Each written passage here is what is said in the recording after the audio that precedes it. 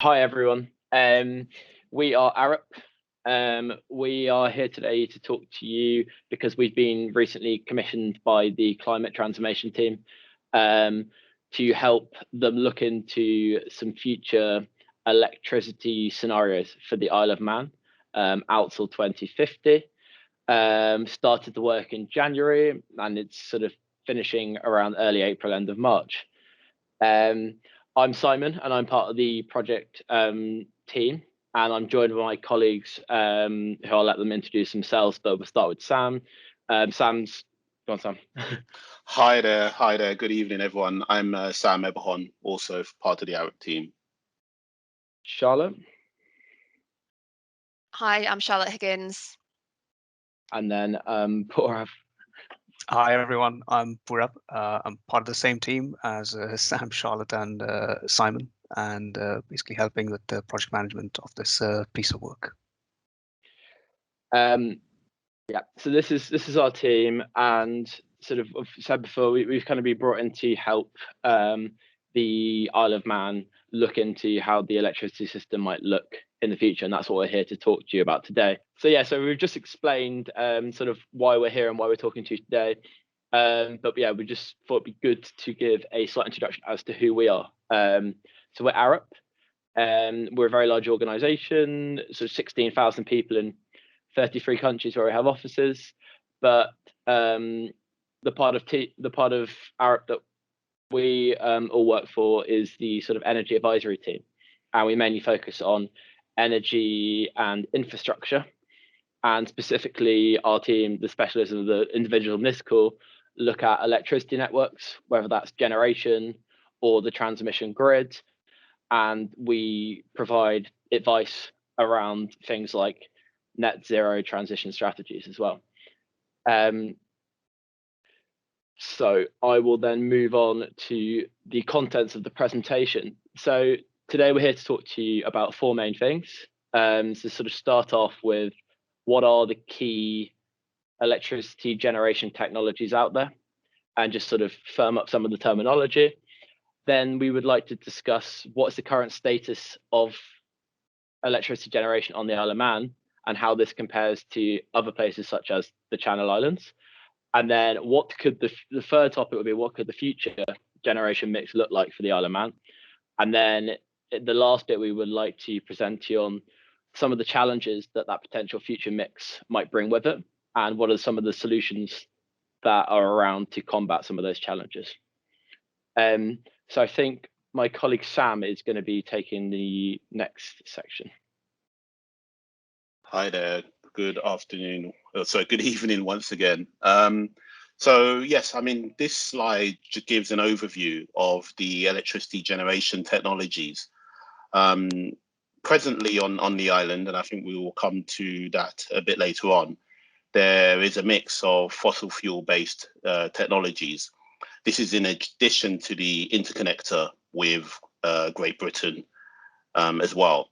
So in terms of the fossil fuel based technologies, the gas fired plant is doing the bulk of the work in terms of generation. There is also, I think, diesel fired reciprocating engines on the island as well, which largely are present for backup purposes. Not present on the island are the oil-fired variety of plants. Usually oil is burnt as a heavy fuel oil. These plants have also, been decommissioned in Great Britain. We don't have any of those plants anymore. And coal-fired plants. There are still a couple of coal-fired plants in Great Britain, and also a couple in Ireland at Money Point, to name one of the coal-fired power stations. You also have low carbon technologies, nuclear and hydrogen, and wholly renewable technologies. I think the ones which are most famous at present are solar and wind, both onshore and offshore wind.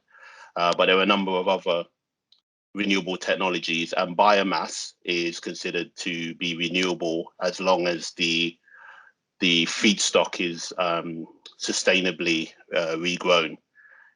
Coming back to the fossil fuel based technologies, in order to address the carbon emissions associated with these types of plants. Carbon capture, utilization and storage has emerged as a technology solution. So this can involve either pre-combustion CO2 capture, i.e. this is where the CO2 is removed before the fuel is combusted, or post-combustion CO2 capture, where you've got a box, let's call it, at the back end of the power of the combustion process, which is capturing the CO2. I mean, obviously the journey for CO2 largely starts there, because you still need to transport it to a long-term store or use it in some way, so preventing it from being released. And there are a number of technology challenges around CCUS. The technology has been deployed, not largely in power generation, but in other sectors. So there's still this need to kind of fully demonstrate the technology in the power generation. In addition, as I just mentioned, the transport and storage of CO2. So potentially you may need to build a network to transport CO2 from the place where it's captured to the place where it's going to be stored. The policy area needs to be fully considered and worked out. Within the UK, within Great Britain, largely this work is been done, and we as Arup and actually this project team has contributed to some policy developments in this area over the last few years. And the business models, so who is going to own the assets and the network, and how is it going to be funded and financed. So yeah, I think this is just to give you an overview of the different technologies that are available moving forward. Next slide, please, Simon. Yeah, so I think this is my section now. So just please stop us if anything's too technical, and you know we've just skimmed past it all. But I presume some of the technical definitions for some of the electricity parameters have been described in the background information pack, so I think we should be okay on that point. So this slide sort of talks to where is the Isle of Man at today, you know, in 2021. And I think this visual on the left quite nicely shows the different sources on the island. Most of them sort of concentrated in near Douglas. So the Pulrose gas and diesel power stations, and then the nearby energy from waste plant, which is where the municipal waste for the island goes to be combusted and turned into electricity. And then we have the Sulby hydro plant, and then another diesel station at Peel. There's also notably a gas pipeline, which is connected to the UK, and also the electricity interconnector, which is connected to the UK. On the right-hand side, it quite clearly shows that the island looks quite sort of varied in its sources, with a lot of diesel and a lot of gas and a lot of interconnector installed generation capacity. But I think the slide below is quite important, because it sort of shows that most of the electricity actually being generated is from the gas-fired power station. And you know, historically and today, the Isle of Man has got enough installed generation to meet the peak electricity demand. And then when it hasn't, because of, I don't know, maintenance of one of the plants, or the UK doesn't want electricity, for example, from the CCGT, and there's no point running it, the Isle of Man have the option to import electricity from the UK, which you can see in 2012. So it provides quite a lot of security of supply in its current state. And I think it's quite interesting. The reason is for the CCGT, or the gas-fired power station, to be run to generate most electricity is because currently there is no carbon price on the island, which means the UK imports the electricity from the Isle of Man at a cheaper price. So it also generates export sales for the island and helps contribute to keeping electricity costs down. If we move on to the next slide. Now we know where the Isle of Man is at in today's landscape. It's important to see what other island jurisdictions are doing in terms of sourcing their electricity. And we've focused on the Channel Islands here for good comparison due to its sort of nearby proximity to the UK and mainland Europe. I think the important thing to note just before we go into the details is it's quite a different layout in Jersey and Guernsey, and they rely much more heavily on importing their electricity from Europe and specifically France, where the Isle of Man currently exports most of its electricity. Jersey and Guernsey import most of their electricity. So there's a number of interconnected cables. So there's 3 in existence now that directly link Jersey to France, and there's one that links Guernsey to Jersey, and then there is an electric grid which sort of controls the electricity between the 2 islands, which is called the Channel Island Electricity Grid. The islands are fairly similar but have slight discrepancies with their electricity generation. So Jersey imports slightly more than Guernsey, and then the rest of the energy comes from an energy from waste plant, and there's a couple of gas and diesel generators on the island. And Guernsey imports around 90% of its electricity, and the rest is produced by a diesel power plant. I think another thing which is quite key to note is the electricity they're importing is renewable. So it's from France, and it's about 65% nuclear energy, electricity, sorry, and 35% hydropower. And as you can probably see from the graphic on the top left, it's okay for Jersey currently because it has more of the interconnectors, but Guernsey is quite dependent on, because it's directly linked to Jersey and then Jersey to France. So Guernsey are currently looking into having a direct interconnector straight to France, but nothing has been established yet. If we move on to the next section, this is where we're going to talk about what could the future look like effectively for the Isle of Man. So I will just start the next slide. So before we go into what it might look like, it's almost quite useful to think of the why. And I think the why here is there is a global climate emergency, and a lot of mainly attributed to greenhouse gases. And the main culprit, or the most blamed one effectively, is CO2, so carbon dioxide. And the electricity sector, as well as many other sectors in countries all over the world, is a big contributor to this climate change that's going on and emitting carbon dioxide. Because traditionally, most of the fuels that burned electricity have been from burning fossil fuels. So to reduce the impact on the climate from the electricity sector, there is a sort of global movement and need to replace these fossil fuels with low carbon and renewable sources. And in 2019, the Isle of Man has sort of firmed up its commitment to this movement and introduced its climate bill, which committed to achieving net zero emissions by 2050. Now, we include some of the sort of key milestones along that journey to 2050 below. So it's just important to note sort of the first sort of preliminary target of 20 megawatts of installed generation capacity from renewable sources by 2025. And then 35 to have 75% of electricity, of all electricity, to be delivered from renewable or carbon neutral sources, and then 2050 to have zero carbon emissions from the electricity sector. So this is some of the drivers behind why the electricity generation went mixed, because currently, obviously, the island is heavily dependent on fossil fuels. Now, while we are talking about the environment and some of the climate drivers, I think it's also quite important to think about some of the balance that needs to be considered when making decisions.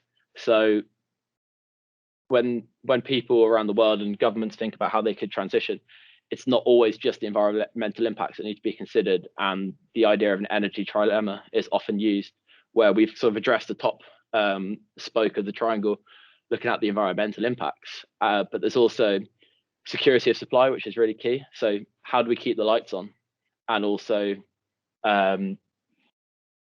ensure that carbon emissions are being reduced? But then also, how do we keep the cost of electricity down and make sure it's affordable to sort of all members of society. So these are really important, and it means that any decisions around future electricity generation mix globally and on the Isle of Man have to take into account all of these three main points to ensure there's balanced decision making. Sorry, my colleague Sam will take over the next little bit. Thank you, Simon.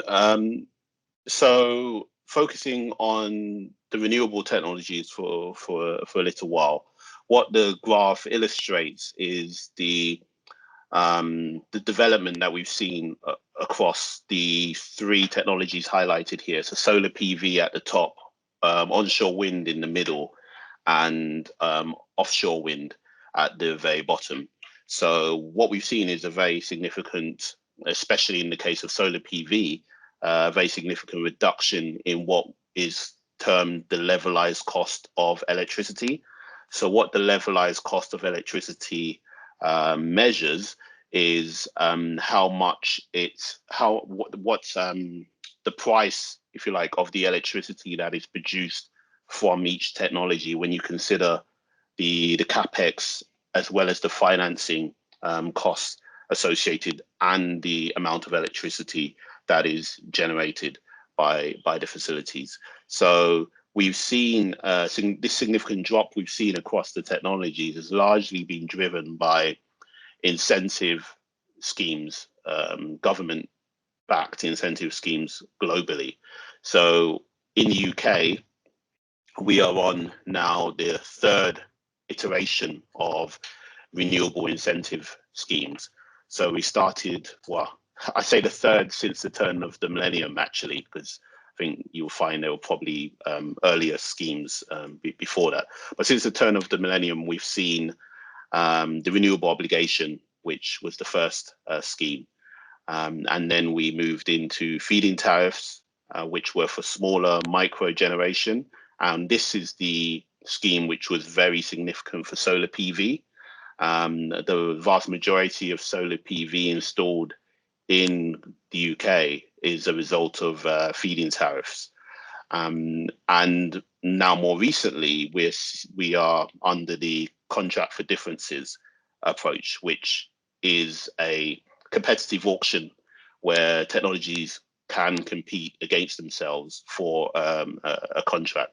So this has been very successful in driving down costs as well and making developers of projects compete for contracts. So renewable technologies have come a long way in terms of their costs of production. And in fact, they are beating fossil fuel generation now. I mean, solar PV, onshore and offshore wind is cheaper than the electricity that's produced from gas-fired power stations, for instance, or other fossil fuel power stations. Yes, I think there are the implications which have been highlighted at the bottom right are that these forms of electricity generation are what is termed intermittent. So, with the solar PV, you only get electricity when the sun is shining. Obviously, at night, you don't get any electricity. If there's significant cloud cover, you don't get any, or significant electricity from this source. In the summer, you get more than in the winter months. With wind as well, if it's very cold, you have a blocking high pressure system. It can be the case that the wind is also very low, both onshore and offshore. So, this is one of the implications of this technology. So it can also challenge the security of supply. And in terms of its flexibility and its ability to support the operability of the grid, these technologies aren't contributing to the same extent as conventional thermal and often fossil fueled power generators. Thank you, Sam. So we've kind of touched on what the future mix might look like and some of the sort of considerations around cost and reductions. But I think it's important to now think about sort of in this diagram, you can almost have an option of how it's going to look in the future, or how it could look. You've got your red rings highlighting what you do have, and the green rings sort of highlighting what could be part of the future electricity mix. So we've got sort of wind, on and offshore, hydrogen gas, which is low carbon, biomass, solar, tidal, wave, and geothermal. Obviously, the work we're doing at the minute is helping the climate transformation team sort of understand a couple of different types of scenarios of how that might look and what is the best in terms of cost and meeting security of supply and the environment. So taking into account the energy trilemma. So that's the sort of thing we're working on. But a lot of countries around the world, and Isle of Man, their own jurisdiction, going through this at the minute, no one fully knows exactly how this might look in the future, but these are sort of some of the potential options for the Isle of Man and what it might look like. So now we're going to lead into some of the challenges and solutions, which my colleague Sam has already kind of touched on in a way, but we'll go into these in a bit more detail. Because if you think about the climate targets we've discussed, and having, for example, 2035, 75% of electricity generation through carbon neutral renewable sources, that's quite a change from today's mix of, so there will be some challenges, but there's also some solutions, and we can touch on that now. Thank you, Simon. So we've discussed the intermittency. What in terms of potential solutions, having thermal generation assets to back up the renewables is seen as one of those solutions. Demand side response is also seen as one of those solutions. And because we've just brought it up for the first time, just to explain what that is in more detail. Essentially, this is people in businesses, industry and commercial sector, as well as in homes, responding to a signal. It can be a price signal, or it could be an instruction from a system operator to manage, i.e. reduce their demand during a specific time. So, this obviously helps to manage the intermittency and to help to support the operability of the network. Additionally, one of the solutions for intermittency is energy storage.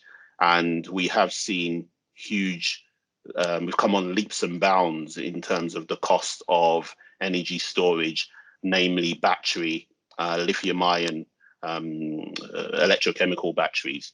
So, this is largely being driven by our use of this technology in our portable technologies, laptops, phones, and over time, this has moved into the electric vehicle space.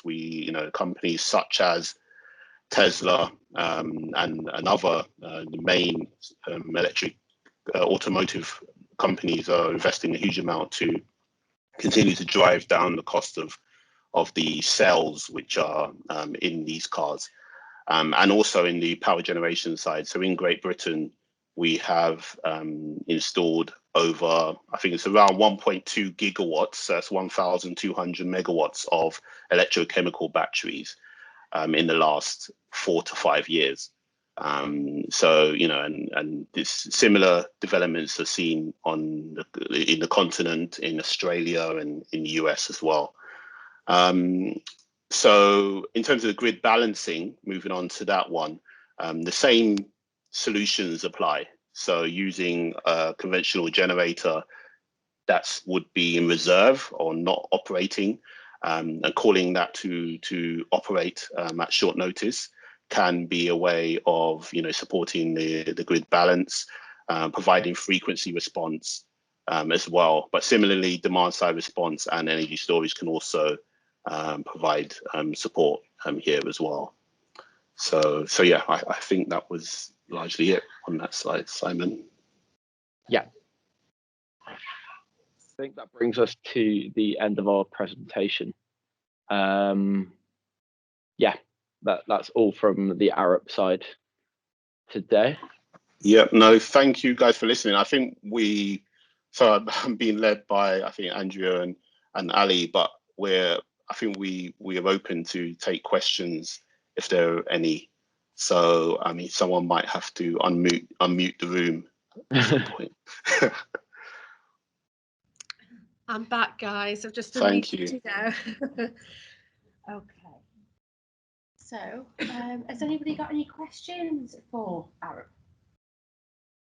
Can I just ask what the word was when you said about it responding and getting businesses and people to respond? You used a word and I didn't quite catch it. Demand side. Okay. Does anybody have any questions written down on their notes on the sticky? Pass them over and we can. I'm not sure you quite understand what I've written. Oh. I just got notes for myself. I was thinking the same thing. You won't understand. Yeah. Fine. We'll have a go. But you can ask them. Any more? I'll write it down right now. You might not be able to read it. Just ask a question, try that. Yeah. We seem to be putting a lot of effort into storage, CO2 storage. Maybe more so than hydrogen. Hydrogen is always touted as being the cleanest possible way to go. But there's very little mention of it and lots of investment in CO2 storage. But isn't that just another historical time bomb? We've had coal, which gave us air pollution and slag heaps. We've got nuclear power, which leaves us with spent rods to find storage for. Storing CO2, even in old oil wells, is it not just something for another generation to deal with? Why aren't we doing hydrogen? Is there a problem? We don't know that. That was a really informed question, actually. So thank you for that. I think in terms of CO2, the Climate Change Committee, which was established some years ago to help guide the UK towards, initially it was 80% reduction, but since I think it's 2 years ago, we've put in the net zero commitment for 2050. So the CCC, with their carbon budgets, which typically last over 5 yearly increments, have in their reports always said that CCS, the carbon capture and storage, is essential for us to achieve net zero. And I think they use that is within the UK context. So what we're finding is it is really useful in the power sector, power generation, for the achievement of what is termed negative emissions. And what is happening here is you are burning wood pellet biomass, and you are still capturing the CO2, which would be released from the production of electricity through that process, and storing the CO2.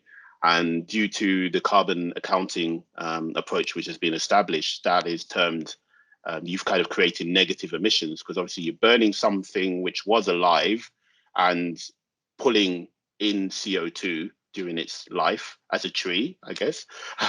And then once you burn it, you're releasing the equivalent CO2, but instead of allowing it to go to atmosphere, you're capturing it again. So the process is seen to be negative. So that's where, in the UK context, CCS is really important. Additionally, it's seen as very important for industry, where the certain types of industry we have may find it difficult to switch from fossil fuels. They can use CCS as a way of reducing their emissions. I mean, of course, no process is perfect, at least from a capture perspective. So I think we're looking at 90% to upwards, maybe 95% capture effectiveness. And yes, so that deals with the capture. And yes, the point you made about the storage, I mean, at present, the current thinking is, in the UK context, there are a number of aquifers, there are a number of depleted oil and gas fields into which the CO2 will be injected. The engineers and the scientists say that this is sound, because the oil and gas which was held in these natural reservoirs or storage places was, pressurized, and it was safe, and there was no leaking going on until we went and kind of, tapped into them to release them. So the thinking, at least from an engineering and science perspective, is that this would be a safe way to store CO2 in the long term. And I think then to hydrogen, hydrogen is seen as something which is really important. There are a number of ways of producing hydrogen. One way is to crack essentially methane, natural gas, and another way is to crack water through a process called electrolysis. And if you're doing this using renewable electricity, then you are producing, I think, what is termed green hydrogen. So that is very, very important. I think what we have seen when thinking about this from an Isle of Man perspective is that the Isle of Man has one gas pipeline connection with the UK.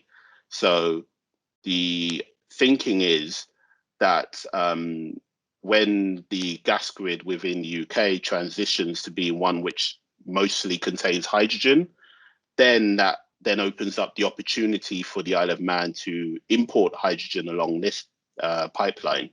The current analysis suggests that this isn't going to, we're not going to get up to more than 80% hydrogen in the natural gas network in the UK until the 2040s. So this then limits the ability of seeing hydrogen deployed, I believe, in the Isle of Man, unless hydrogen was produced on the island. Which of course is a possibility as well, but then the infrastructure to produce that hydrogen would need to be paid for as well. So I said a lot. I'm hoping I've somehow kind of answered your questions, and if I haven't, I'm kind of inviting my colleagues to maybe chip in as well. Thank you. Thank you. Okay, we've got the next question. What's the geothermal potential on the island? I can take this. So the geothermal potential of the island is, I wouldn't say it's not unexplored, but it's not been looked into in a probably a high degree.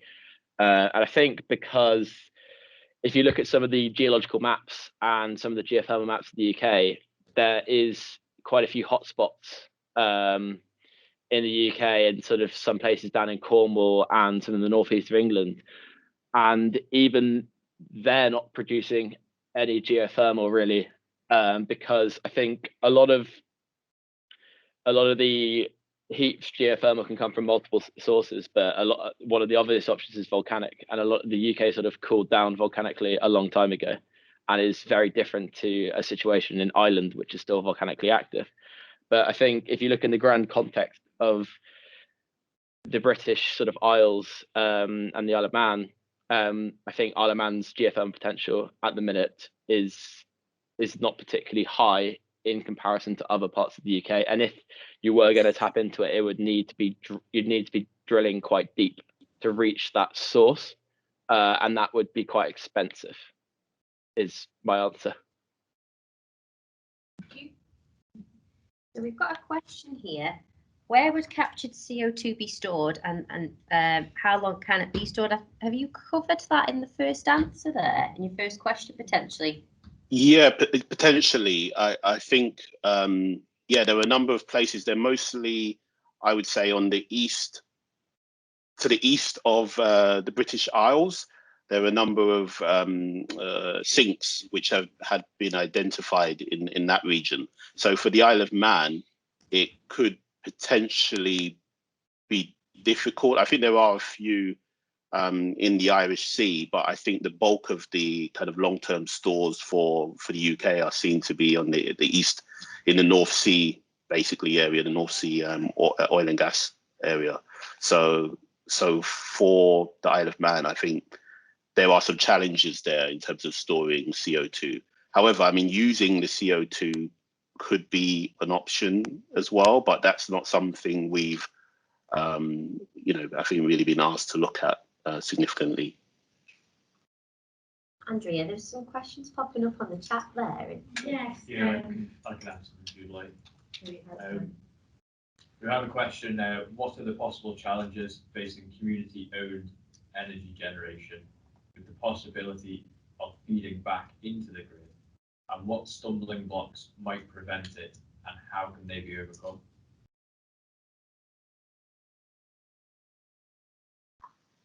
I think in terms of the community energy, we have seen some, probably not a significant amount of development in this space within the UK. When I say community, I'm talking about projects and schemes which are owned kind of for the people, by the people. So, you know, one, I guess, understanding the planning and permitting process can be challenging if you're not if it's not your day job to be kind of involved in and understand on top of everything there. Two, the network, you know, speaking with the, you know, whether it's a distribution network or transmission network, operators, owners in terms of connection agreements, also, you know, is a taxing thing to do. And then cold hard cash, you know, to develop a project, it takes money over and above the actual capex, you know, the capital expenditure associated with delivering the kit.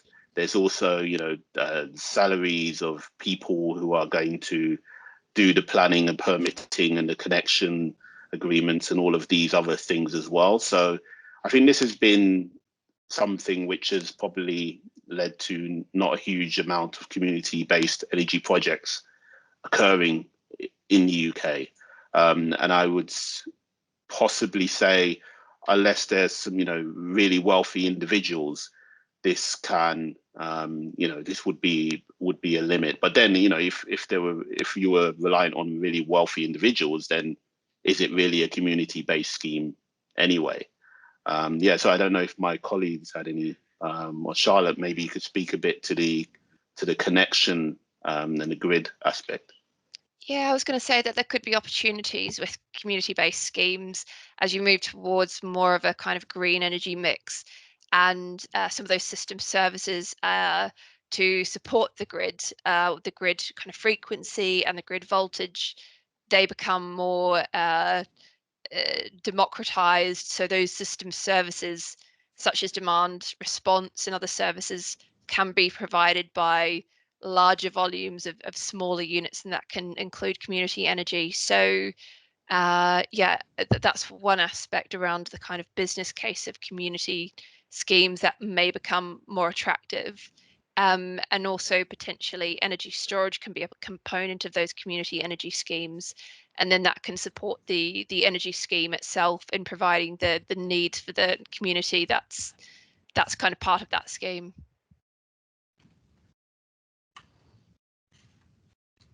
Thanks, Charlotte. I don't. Hopefully that answered your question sufficiently. Okay, I have a question from one of the team. Wind seems to be an obvious short-term solution to start reducing the carbon footprint. Would you recommend to install 80 megawatts of off-peak capacity?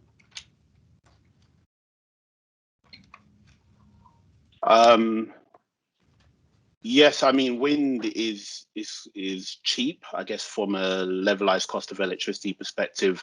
I guess it, you know, it depends whether we're talking about onshore or offshore here.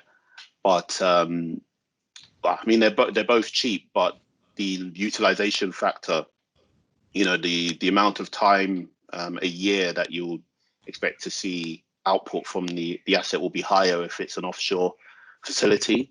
And then you've got, you know, the network reinforcement and the, you know, to bring the electricity onto the island, you know, through the interconnector, essentially, that would need to connect the wind farm to the island, and then the conversion equipment.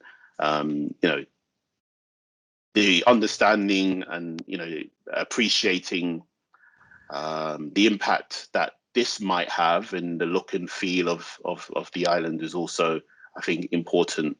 The modelling and the work we're doing at the moment is taking a number of different considerations and constraints and trying to deliver the most economical solution. So onshore wind and offshore wind are definitely part of the modeling that we're doing. I just, at the moment, we can't say that we're going to end up with 80 megawatts of wind. Actually, in terms of capacity, solar is cheapest. But again, the utilization factor is quite low. It's only, it's going to be around 10%, if not slightly lower. Whereas onshore wind will be in the 20s, and onshore wind will be in the 20s, and offshore wind will be in the 30s, if not 40s. So, we're looking at all of these things. At this stage, we can't really make a firm recommendation. Another question. What is the potential for energy generation from tidal streams around the Isle of Man?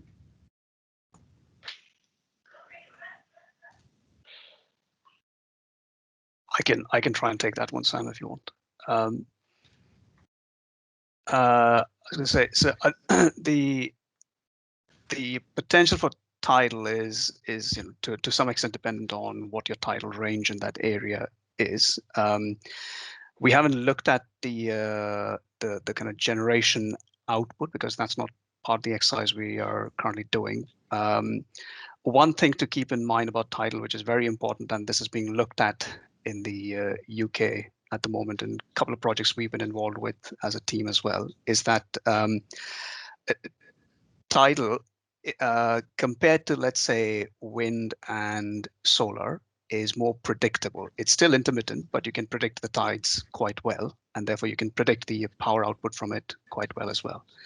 But tidal is extremely, extremely expensive.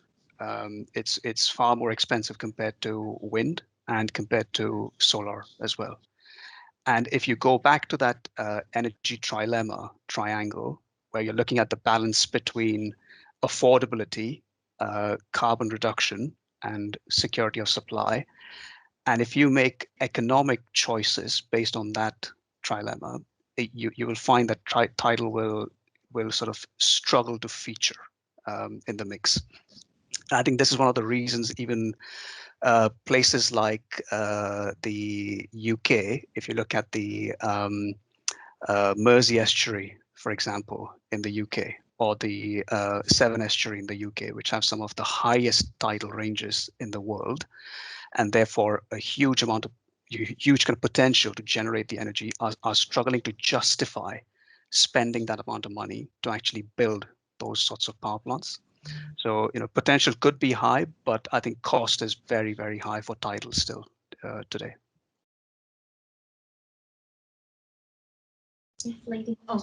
Yeah, well, my question was actually it was about the waters around the island as we're surrounded by it. And it was about the tides and the wave power. So I think you've just answered that within that question. Yeah. Yeah, I just have a question about energy storage. So you mentioned using batteries to store energy and have a more reliable supply, but are there not limited resources currently for production of batteries? And what's the capability of them being recycled and reused compared to being disposed of?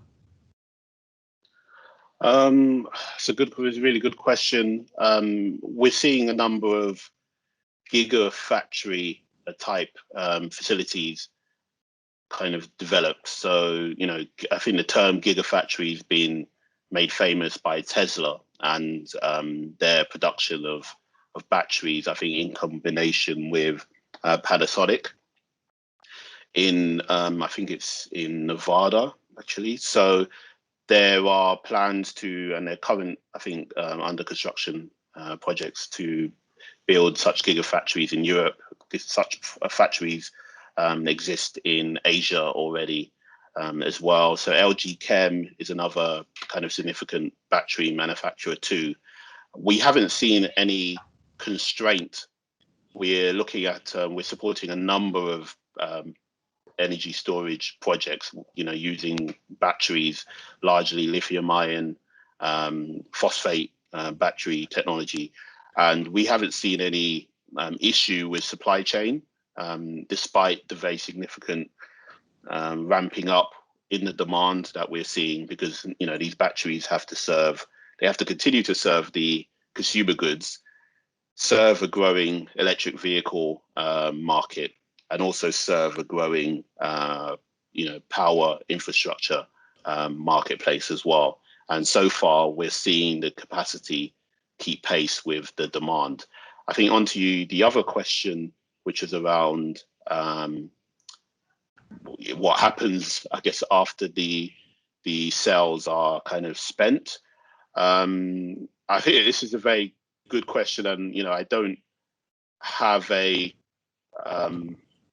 firm view yet, because I think we're still within the early stages of the seeing these technologies used in power generation. So on the electric vehicle side, what I can say is what we've seen is batteries in cars such as, I guess, the EV, Nissan Leaf and other electric vehicles. They're being taken out of those cars and used in power generation, because when the rate of discharge, when the usefulness, the threshold for usefulness is higher in transport than it is in power generation, because obviously you don't want to be in a car which is, it says it's going to take you to your destination, it's got enough charge, and then it conks out along the way. So a lot of these batteries are being taken out of cars after, I think, 4, 5, 6 years,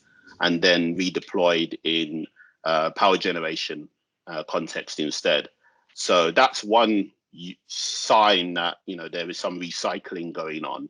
But what I can't say is what happens after their usefulness from a power generation side has been reached. And we expect that to be 10 plus years after the project has originally gone into operation. And as I mentioned, the big uptake we've seen in batteries across Europe has really just started in the 2015, 2016 time horizon. So we're just not at that point yet to kind of work out where, what's going to happen to these batteries. So I'm not really able to answer that question fully at this stage. But yeah, I mean, the disposal and second life is something which definitely needs to be considered with electrochemical batteries. We're just very aware of the time. I'll see you guys with a break, and we've got some exercises. Would it be okay if any following questions were sent through to you guys to share back with the group, the answers to the questions? Yes, we can do that. So if you have any questions which come to you as the course of this meeting, please feel free, to send them across, so we'll answer them to the best of our ability. We haven't read out, we'll make sure they get sent through and emailed out to everybody. Okay. Thanks so much, guys, for tonight. That was really interesting. And I'll be in touch with any questions we didn't get a chance to read out, or anything the forum think about, and you guys can email me if anything comes to you in the week, and I'll be in touch. Okay, thank you very much, guys. Thank you so much, guys. Enjoy the rest of your evening. Thanks, Thank you. everybody. Bye.